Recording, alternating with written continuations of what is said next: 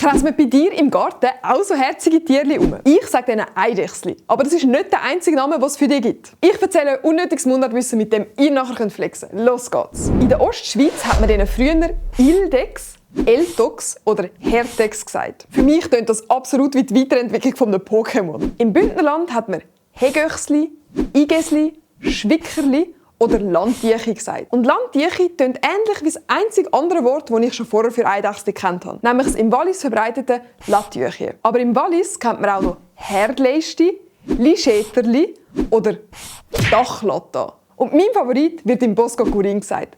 Klebtüchchen, so herzig! Früher haben wir also wirklich eine grosse Vielfalt an Wörtern für das Tierchen gehabt. Heute hat sich das Eidechsli definitiv durchgesetzt. Nur im Wallis und Bosco Curin werden noch die alten Begriffe gesagt. Klebtüchchen, wuhu! Wie viele von diesen Wörtern hast du vorher schon gekannt? Schreib es mir in die Kommentare und mach das Plus weg für noch mehr Mundartwissen.